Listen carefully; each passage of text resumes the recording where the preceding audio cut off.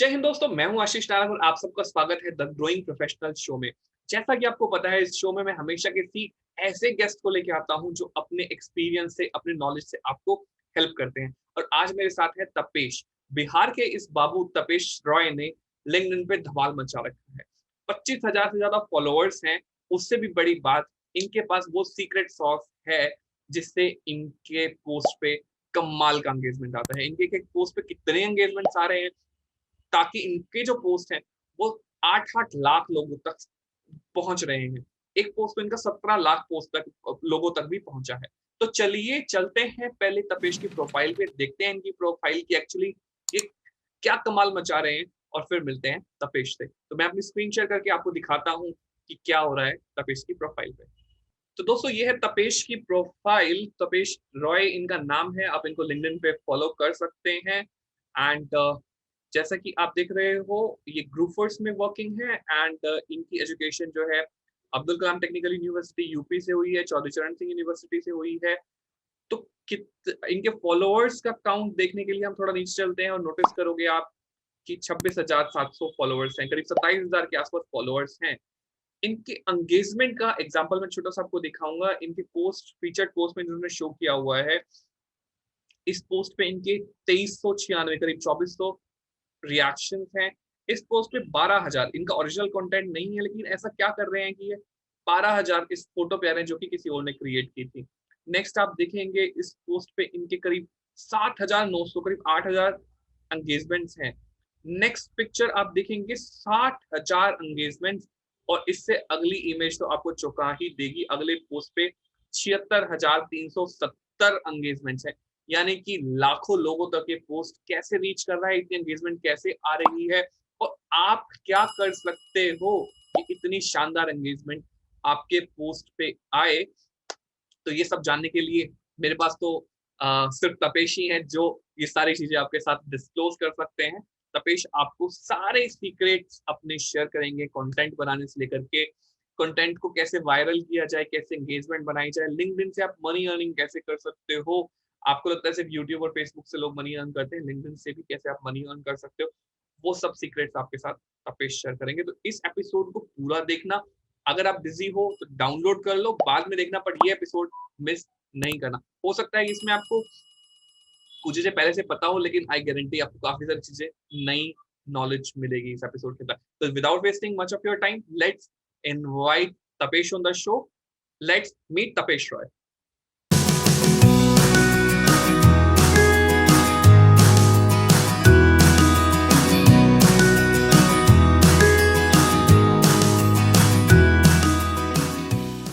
Hello Tapesh, welcome on the growing professional show. मैंने कल आपकी लिंक्डइन प्रोफाइल देखी ना, I am amazed to see कितना एंगेजमेंट आपके पोस्ट पे आ रहा है। 75,000 एंगेजमेंट, दैट मींस आपका जो कंटेंट है वो लाखों लोग देख रहे हैं। So it's very amazing to know that. Welcome on the show. And मेरे को आपसे बहुत कुछ सीखने मिलेगा आज, और मेरी ऑडियंस भी आपकी टिप्स और एडवाइजेस लेने के लिए बहुत ज्यादा एक्साइटेड है। Okay, thank you Ashish for the opportunity. तो एक्चुअली अगर मैं बात करूँ लिंक्डइन की, अगर मैं मेरे अभी 26,000 फॉलोवर हैं लिंक्डइन के ऊपर। जो अगर कंटेंट राइटिंग की मैं बात करूँ, कंटेंट राइटिंग हम कैसे कर रहे हैं वहाँ पर, तो कंटेंट राइटिंग का क्या है कि एक थोड़ा-सा अलग जो है आपको वहाँ पे आना पड़ेगा। अलग एक राइटिंग राइटिंग क्या आपके एक आइडियाज़ के साथ वहाँ पे क्रिएट करने पड़ते हैं आपको, और वो क्या होता है कि आपका एक टाइमिंग भी होता है कि आप अगर 12 बजे रात को आप कोई कंटेंट पोस्ट कर रहे हैं, तो वो पोस्ट उतना ज़्यादा वायरल नहीं होगा। क्योंकि कब किसका टाइमिंग होता है जगने का, कोई क्या होता है कि बहुत सारी पब्लिक सुबह जगती है, तो सुबह जगने के बाद क्या होता है कि वो आपकी डाइट खुलने के बाद तो नेटवर्क पे आ जाता है, उसके टाइमलाइन पे आ जाता है और आपसे अपडेट करते हैं। अगर आपने 12 बजे किया है, तो अगर सुबह 6 बजे कोई जगता है, तो 6 घंटे पीछे चला जाता है वो पोस्ट टाइमलाइन पे। और राइट, जो नई-नई पोस्ट आएगी, वो सामने फ्रंट पे आ जाती है लिंक्डइन के ऊपर। राइट। तो सबसे पहला तो उसपे अगर जो पहला पॉइंट रहेगा, वो रहेगा कि टाइमिंग, आप कौन से टाइमिंग पे, ज़्यादातर अगर मैं टाइमिंग बताऊँ, तो सुबह 6 बजे का टाइमिंग और शाम 6 बजे का टाइमिंग। ये टाइमिंग एक परफेक्ट टाइमिंग होता है लिंक्डइन पे पोस्ट करने का। परफेक्ट। सेकंड थिंग है कि आपको आइडियाज़ लाने कहाँ से हैं, मतलब अगर आप लिंक्डइन पे कुछ भी लिख रहे हैं, तो आइडियाज़ क्या होता है कि आपको पहले तो सारे जो कमेंट्स वगैरह होते हैं, जैसे आजकल क्या होता है कि बहुत सारी चीज़ें चलती रहती है, मतलब कुछ ना कुछ आ रहा है मार्केट में, जैसे अभी जस्ट आया था पावरी हो रही है, तो इन सब चीज़ों को मतलब आपको कहीं न कहीं लिंक करना पड़ेगा बहुत सारी चीज़ों को, मतलब तुरंत ट्रेंड में आना, तुरंत वायरल होना और उस चीज़ को लिंक करके आप एक थर्ड पार्टी जैसे A plus B equal to A बन सकता है, A plus B equal to B बन सकता है।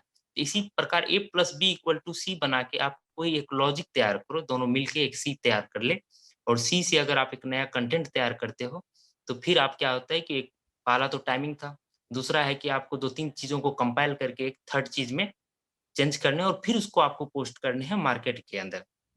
अगर मैं तीसरे पॉइंट की बात करूँ तो तीसरा पॉइंट ये है कि आप मतलब आपका प्रोफ़ाइल कैसा है? प्रोफ़ाइल नेटवर्क आपका बहुत मतलब मैंडेटरी है मतलब आपको एक नेटवर्क बनाने के लिए कि आपका लेवल क्या है? आप अगर मैं कुछ भी नहीं हूँ, एक स्टूडेंट हूँ, नॉर्मल स्टूडेंट हूँ, मैं कंटेंट राइटिंग पे आ गया, तो मेरा कोई नहीं सुनेगा।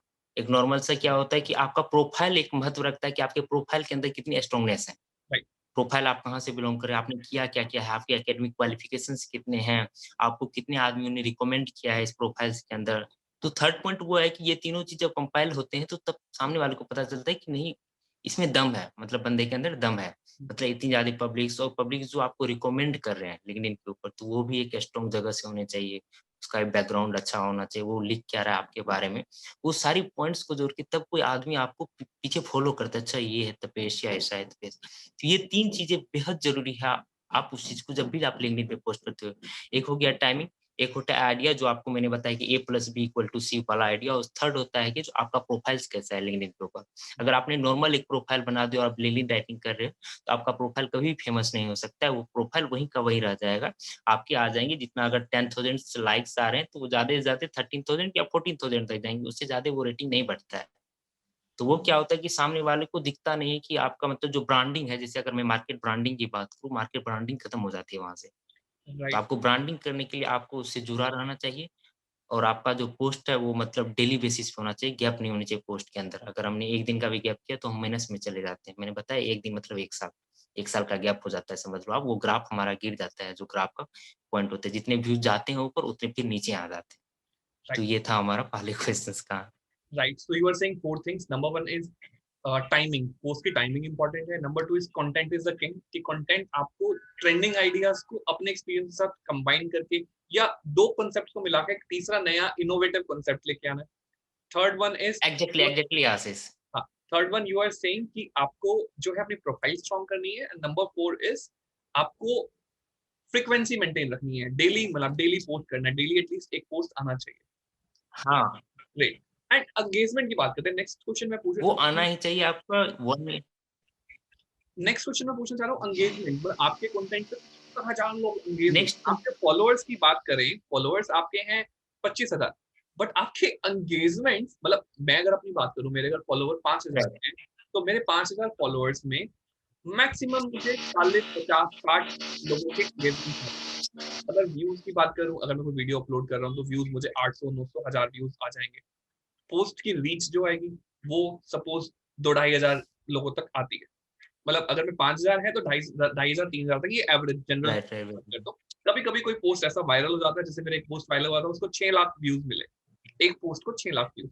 बट कुछ राइट, पोस्ट को मेरे मैक्सिमम राइट, अगर मैं बात करूं तो वो ऑन एन एवरेज एक पोस्ट को अगर 50 एंगेजमेंट्स मिल रहे हैं तो मैक्सिमम 5,000 के आसपास व्यूज आते हैं। बट आपके लाखों में व्यूज आते हैं, 50 लाख 60 लाख व्यूज। तो कैसे आप क्या करते हो उस कंटेंट के अंदर? मैंने भी देखा आपके कंटेंट में एक इमेज और एक दो वर्ड्स लिखता हूँ, हाँ, उसमें भी इसका भर भर के लोग लाइक कमेंट कर रहे हैं। ऐसा क्या करते हो आप? इसमें क्या होता है कि आप अगर क्या होता है कि अभी जो हमारा इंडियन कल्चर है, तो हम लोग क्या करते हैं कि अगर कोई भी कंटेंट राइटिंग है, तो बहुत सारे जो कंटेंट क्रिएटर हैं अभी लिंक्डइन के ऊपर, वो हिंदी में भी कंटेंट राइटिंग करते हैं। तो अब क्या होता है कि अगर वो हिंदी में कोई कंटेंट राइटिंग करेगा, तो जो यूएसए के बंदे हैं, जो क्योंकि क्या होता है कि वर्ल्ड में सबसे ज़्यादा जो लिंक्डइन यूज़ किया जाता है, वो यूएसए में किया जाता है और राइट। सेकंड स्थान है इंडिया का। ओके। लिंक्डइन यूज़ करने में। अच्छा। फर्स्ट स्थान अभी भी यूएसए है। अदर नेटवर्क पे तो सबसे ज़्यादा अगर मैं बात करूँ इंडिया है, लेकिन लिंक्डइन पे अभी भी इंडिया थोड़ा-सा पीछे है यूएसए के कंपेयर में। तो यूएसए सबसे ज़्यादा यूज़ करते हैं और यूएसए के क्या होते हैं जितने भी मतलब वहाँ के मतलब कैंडिडेट होते हैं जो लिंक्डइन चला रहे हैं, यूज़र्स हैं, उसका क्या होता है कि वो कोई भी कंटेंट को पूरी तरह पढ़ाई करता है उसका कंटेंट का। तो मैं पहले क्या था, मैं फ़ोकस करता था इंडिया से जुड़ने का। तो अभी जो मेरा मेन टारगेट रहता है, वो रहता है कि मैं फ़ॉरेनर से भी अब अट्रैक्ट करूँ, जितने भी सारे फ़ॉरेनर्स। क्या होता है कि मेरा कभी भी बहुत कम आता है, हिंदी वगैरह में मैं बहुत कम लिखता हूँ, क्योंकि जो मेरे कंटेंट हैं, वो अभी फ़ॉलो हो रहे हैं दूसरे कंट्री को। तो अगर मैं हिंदी में उसे कंटेंट रिलीज़ करता हूँ, तो वो क्या होता है कि ओनली इंडिया के पर्सन को पता है, वो यूएसए के पर्सन अगर देखेंगे भी, तो वो उसे कुछ भी नहीं बोलेंगे। वो उसपे अभी आपने देखा होगा, एक मैंने कैक्टस का डाला था, जो कैक्टस वो पौधा 2 भाई ने बनाया था, तो राइट। उससे लेदर वगैरह जनरेट कर रहे थे, हाँ, कैक्टस वाला। तो उसपे मेरे 78,000 लाइक्स थे और 27 लाख व्यूज़ था उस पोस्ट में। तब वो क्या था कि अगर मैं उसी को हिंदी में लिखता, तो वो इंडिया में ही रुक जाता। अभी क्या है कि आप इंग्लिश लिखो, तो इंग्लिश हर एक जगह, हर एक कंट्री यूज़ कर रही है। तो वहाँ तक वो क्या होता है कि वो क्रिएशन होके वहाँ तक जाता है, और वहाँ से क्या होता है कि एंगेजमेंट का अगर मैं बात करूँ, एंगेजमेंट आता कैसे है?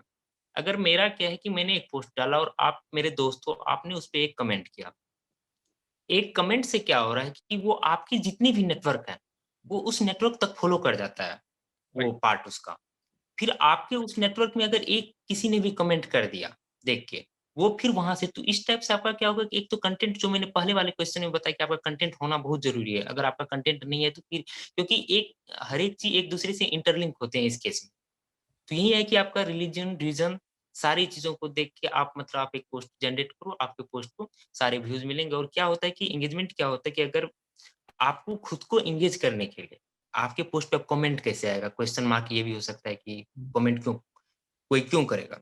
आपको कमेंट पाने के लिए आपको दूसरे के पोस्ट पे भी कमेंट करना पड़ेगा।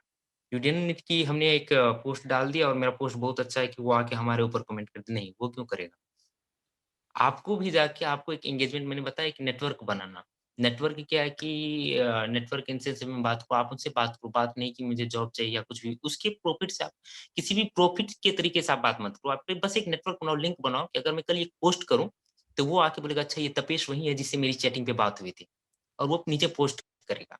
तो उस टाइप का एक इंटरलिंक। अभी क्या है, इस चीज़ को एक गलत नज़रिए से देखा जा रहा है लिंक्डइन के ऊपर कि मैंने क्या-क्या किसी को अप्रोच किया। तो मैं क्या करता हूँ, कुछ भी नहीं करना है कि मैंने डायरेक्ट हाय किया, मैंने अपना जो भी मुझे रिक्वायरमेंट थी, मैंने उसके सामने अप्रोच कर दिया कि मुझे ये रिक्वायरमेंट है। तो आपको रिक्वायरमेंट नहीं दिखाने, कोई चीज़, हर एक चीज़ प्रॉफिट मोटिव की तरह से नहीं देखनी है।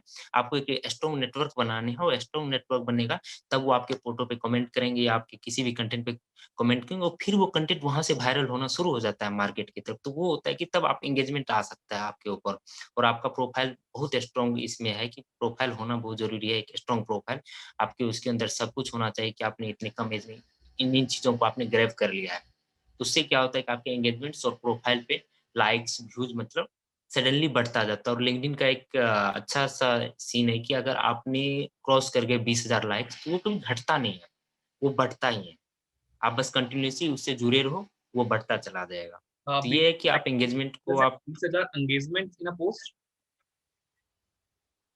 या ओके, अगर आपके एक पोस्ट पे engagement, right? I am asking, मैं पूछना चाह रहा हूँ, थोड़ा क्लैरिफाई करना चाह रहा हूँ। अगर 20,000 आपके एक पोस्ट पे 20,000 एंगेजमेंट आए, तो अगले पोस्ट पे भी 20,000 एंगेजमेंट आएँगे, ऐसा?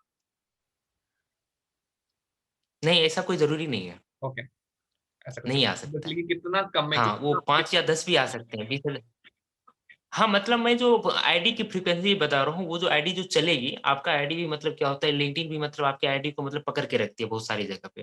ओके। अब जैसे ट्विटर था, तो ट्विटर वगैरह पे भी क्या होता है कि अगर आपके मिलियंस ऑफ ट्वीट चले जाते हैं, तो ट्विटर क्या करती है, उसको तुरंत घटा भी सकती है। तो वो क्या होती है, उसकी टीम बैठी रहती है, लिंक्डइन की भी टीम। उसमें भी क्या होता है कि उसके हाथ में भी रहता है, कुछ-कुछ पोस्ट को वो भी खुद वायरल कर देती है। हुँ, पता नहीं, कभी-कभी तो मैं अनएक्सपेक्टेड होता हूँ कि मुझे नहीं लगता ये पोस्ट वायरल हो सकता है, फिर भी मैं डाल देता हूँ, चलो थोड़ा-सा आइडिया मिल जाए। बाद में मैं सुबह तक देखता हूँ ये इस पे एक रात में 11,000 लाइक्स। तो मैं आई वाज़ जस्ट कन्फ्यूजिंग, मुझे पता नहीं, मैं उसके ऊपर पूरा आरसीए कर देता हूँ, रूट कॉज़ एनालिसिस निकाल लेता हूँ उसका।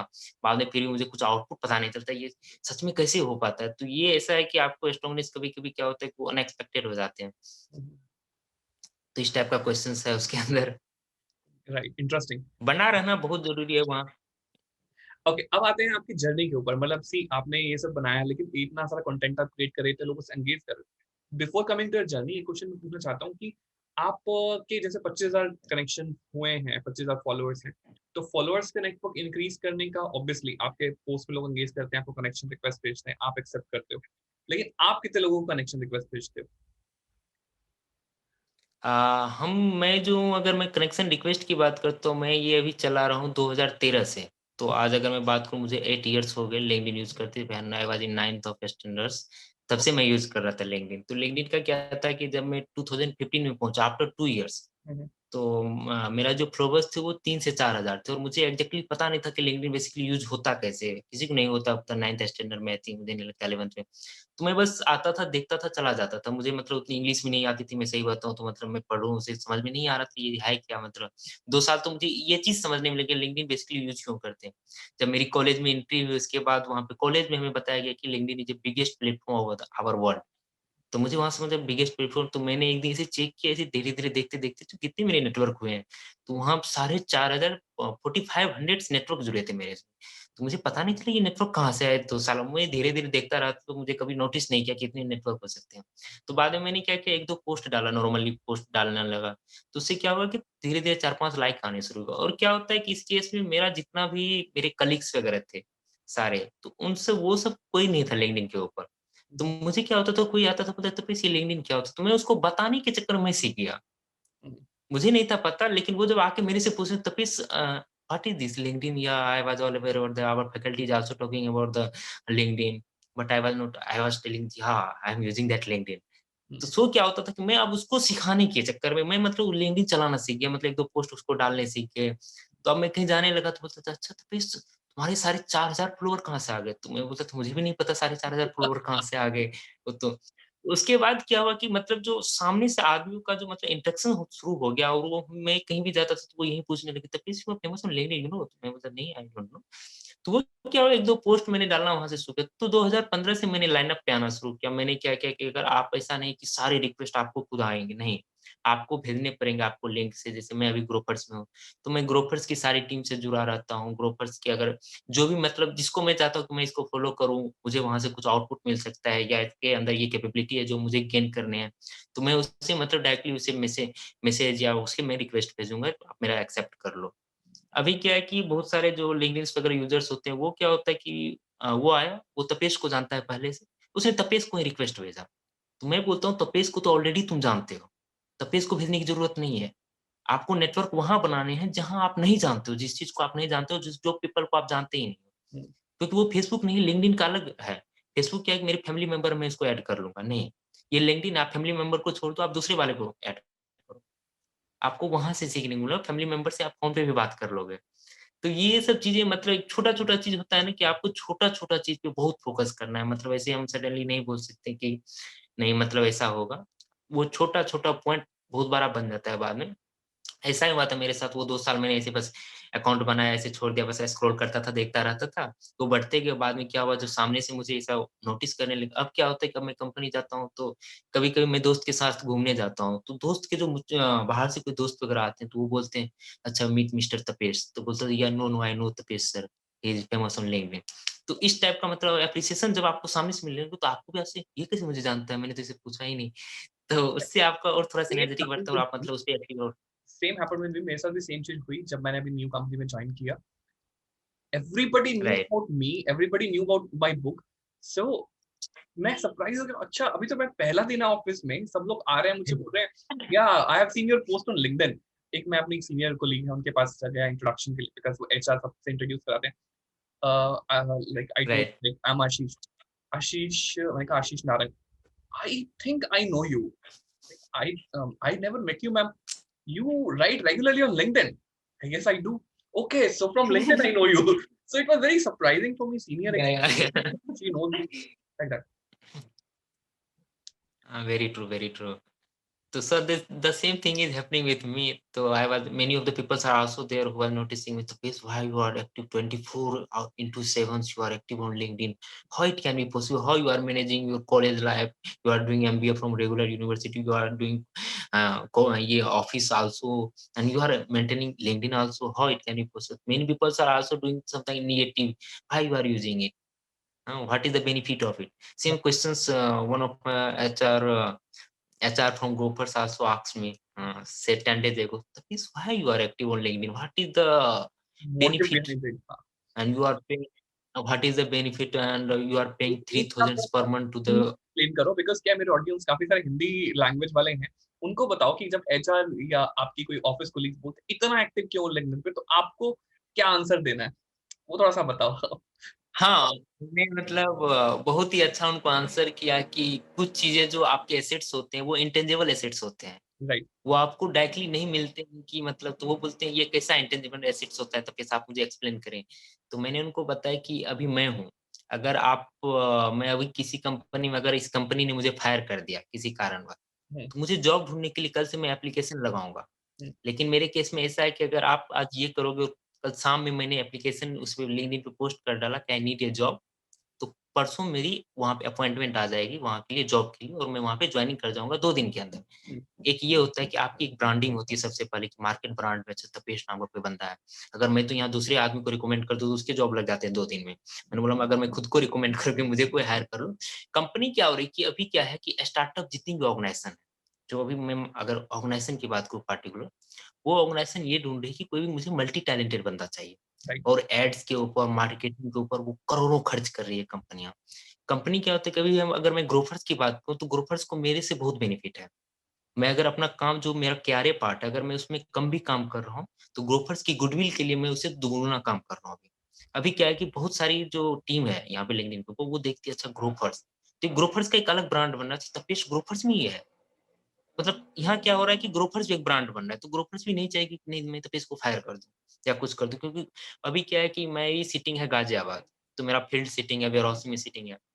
तो अब जैसे ग्रोफर्स की भी टीम बैठी रहती है हेड ऑफिस वगैरह, तो वो इतनी सारी मतलब 20,000 एम्प्लॉयी हैं, 20,000 एम्प्लॉयी को तो कोई नहीं जानेगा। लेकिन वहाँ के भी जो डायरेक्टर वगैरह हैं, वो मुझे ट्रैक करते रहते हैं। लिंक्डइन पे, अच्छा ये तपेश है, वो आईडी आ जाता है, वो वीडियो प्रोफाइल समथिंग। तो उनको ये लगता है अच्छा ये ग्रोफर्स की ब्रांडिंग करते हैं, कभी-कभी आपने देखा होगा मैं ग्रोफर्स का ऐड भी देता हूँ उसके ऊपर।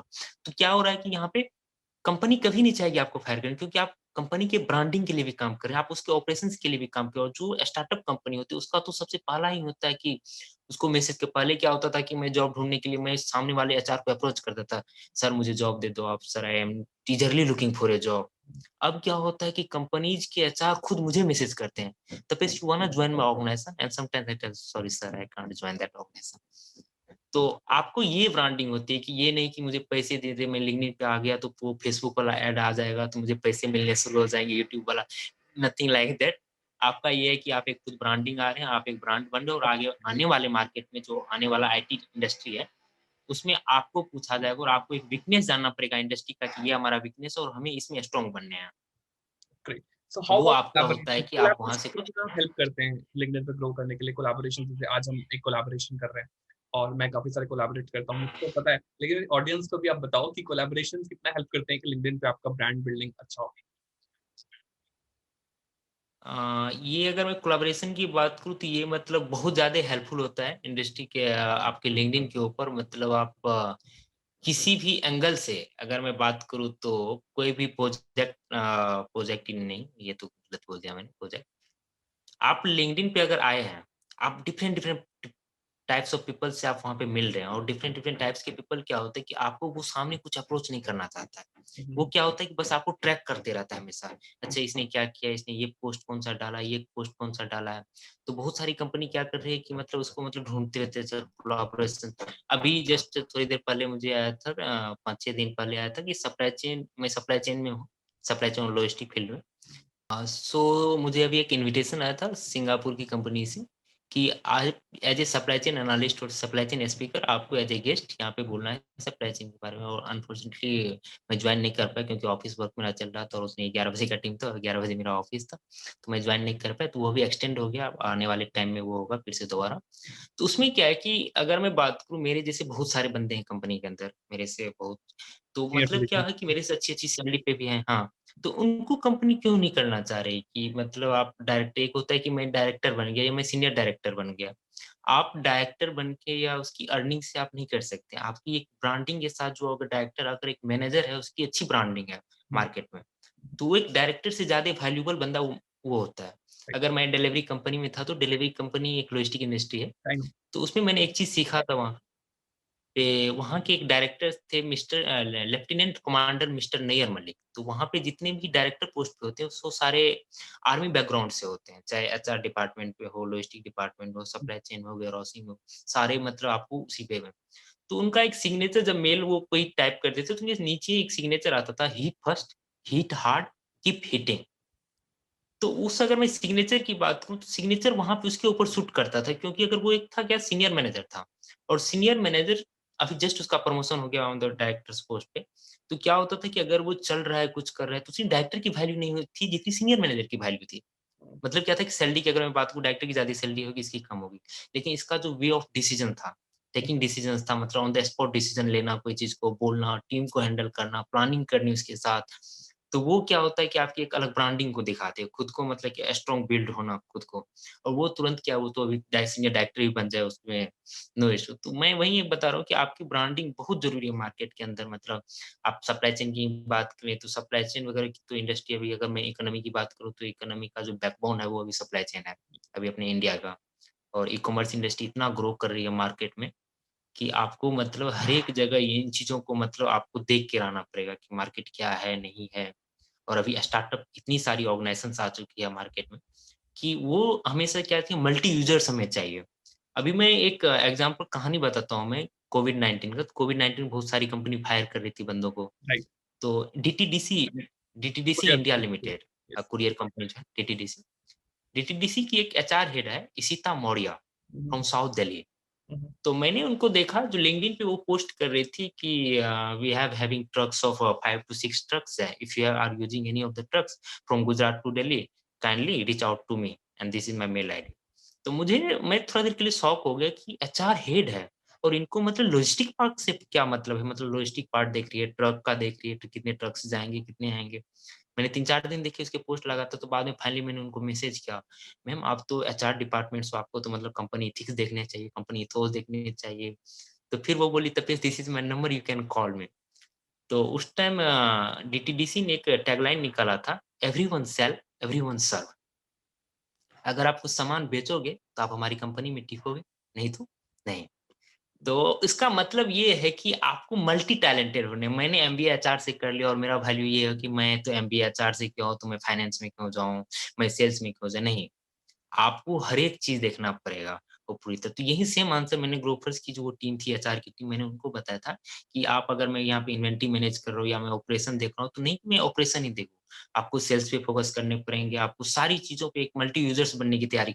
यहाँ तक कि तो अब मैं जो काम कर रहा हूँ अभी, करंटली मैं काम कर रहा हूँ आईटी वाली टीम पे, क्योंकि आईटी का डिमांड इतना है मार्केट में अभी, मतलब अनफॉर्चुनेटली एक भी ऐसा कोई लड़का नहीं होगा जो अनएम्प्लॉयड होगा, अगर वो आईटी से जुड़ा हुआ बंदा है।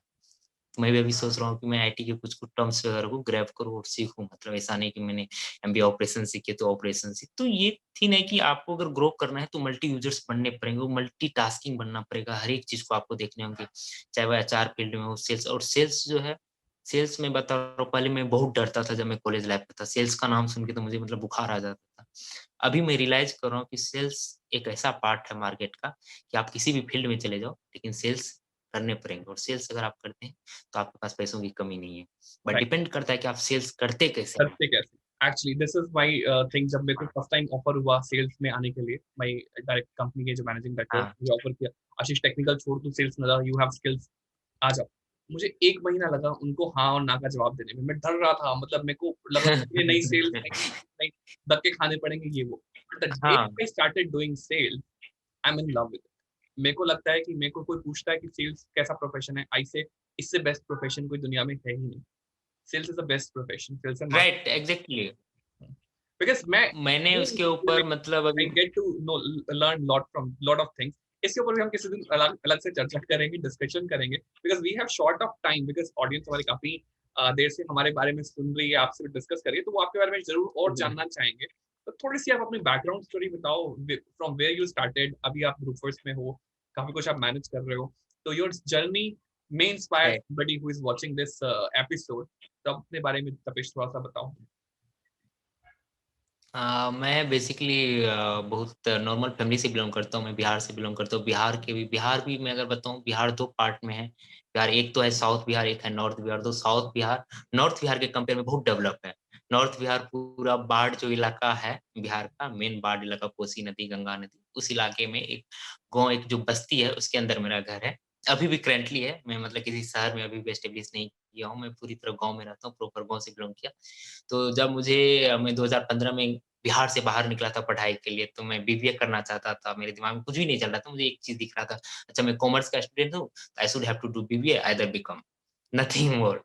तो मैं बीबीए करते-करते मैं मंगल में काउंसलिंग के थ्रू आ गया बात करते-करते। यहाँ जब आया तो घर पे क्या होता है कि रिलेटिव्स वगैरह में क्या होता है कि आपको चर्चा चलेगी। अच्छा वो चला गया तो वो मेरे पापा को कॉल करते थे रिलेटिव्स वगैरह। तपेश को मत भेजो, तपेश मतलब वहाँ पे दिल्ली सही लाइफ नहीं है दिल्ली का, दिल्ली बच्चे बर्बाद हो जाते हैं, दिल्ली में नहीं पढ़ पाएगा वो। तो मैं फिर भी करने लगा और 3 साल तक जब मैंने कंपनी का, कॉलेज का जो प्लेसमेंट वगैरह देखा, अपने सीनियर्स से बात किया, मतलब मुझे तो मतलब बुखार लग जा रहा था, मतलब जब भी बात मैं कर रहा था उन लोगों से, कैंपस में प्लेसमेंट था ही नहीं, मतलब ज़ीरो था। और मैं बात करूँ सेल्स के लिए कुछ आती थी और सेल्स में भी फील्ड सेल्स और उसमें आपको फील्ड वर्क करने थे पूरे, मतलब तो मुझे मतलब समझ ही नहीं आता मैं क्या करूँ? पापा का सपना तो बेटा आईएएस बनेगा, उससे नीचे का नहीं था। मतलब वो जो लेवल था ना तो आपको मतलब आप पापा का जो लेवल होता है ना, हर एक के पापा का होता है बेसिकली मेरे पापा क्या हर एक के पापा का जो बेटा के लिए होता है ना, चाहे बेटा कोई भी काम करो उनके नज़र में आईएएस, आईपीएस ही होते हैं। एक्सपेक्टेशन तो ये। उनकी नज़र में मैं मतलब बहुत हाँ, और मेरे लिए क्या था कि पापा मतलब पैसे भी मतलब जो मुझे दे रहे थे, तो मतलब बहुत जगह से इकट्ठा करके बहुत से लेके, दे के फिर मतलब किसी तरह मुझे दे रहे थे पेमेंट्स वगैरह। तो मैं कर लिया और 3rd ईयर में आके तो मैं मतलब परेशान हो गया मतलब पूरा, अब कहीं प्लेसमेंट ही नहीं मिल रहा है। तो आई सेड कि मैंने एक कंपनी आई थी आज enterprises private limited, supply chain की थर्ड पार्टी लॉजिस्टिक इंडस्ट्री है ये। उसका प्लेसमेंट चल रहा था, तो उसमें क्राइटेरिया ये था उस प्लेसमेंट में कि आप एमबीए फाइनल कर चुके हैं तब आप बैठ सकते हैं या 2nd ईयर आप एंगेज हैं एमबीए में तो, और मेरा था बीबीए 3rd ईयर उस टाइम। हुँ, हुँ। तो मैं क्या किया, मैंने टीपीओ के पास गया, प्लेसमेंट सेल के पास, मैंने बोला सर बस आप एक सीटिंग दे दो मुझे बस बैठने के लिए, उसमें पूल कैंपस था, पूल कैंपस में ग्रेटर नोएडा की जितनी कॉलेज होते हैं सारे बच्चे आते हैं उस पूल कैंपस में। हुँ, हुँ। तो वो बोले Tapesh this is not possible, अगर मैंने आपको बैठा भी दिया तो कंपनी तो हायर करेगी नहीं।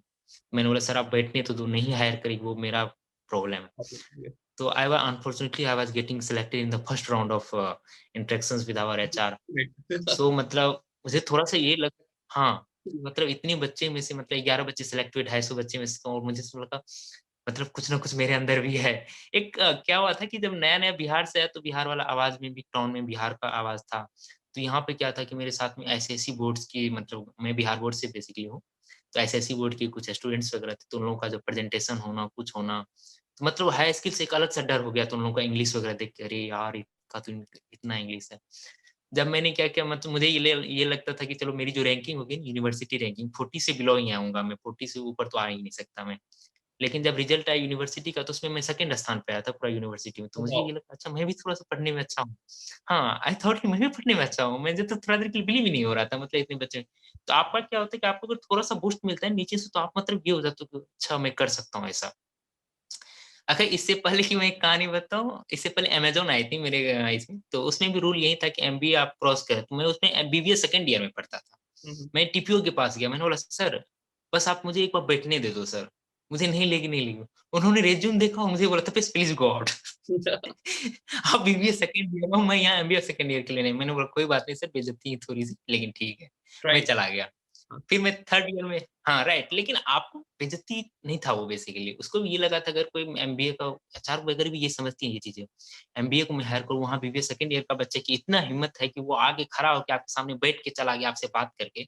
दिस इज़ द मैटर कि आपके सामने वो होना और मेरे साथ में मेरे 2-3 दोस्त और थे। इसको बोलते हैं सबको भूख, भगा दिया उन लोगों ने। इसको बोलते हैं भूख कि मुझे करना है। अब यस, होनी चाहिए ये, हाँ, मतलब आप वहाँ पे किसी में नहीं। जाओ हाँ, फ्रंट पे जाओ सही मतलब कुछ बोलो तो सही क्या है? हुँ, उसको भी तो लगेगा जो मतलब ये है मतलब ललक है मतलब बंदे लग के अंदर। बोली तो मानेंगे नहीं। ऐसा ही हुआ मेरे हाँ, ऐसा ही बीबीए 3rd ईयर में हुआ।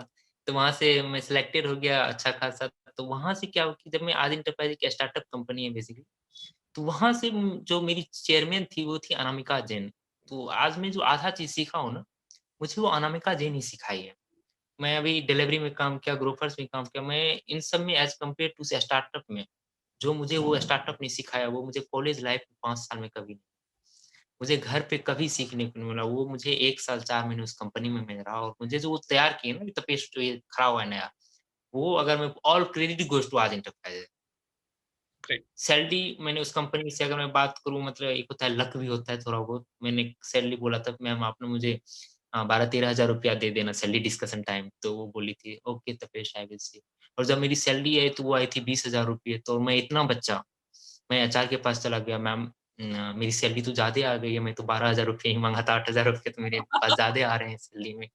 तो I was just like your HR भी सोचे अच्छा अभी ये बहुत मतलब छोटा एज में आ गया है मतलब हाँ।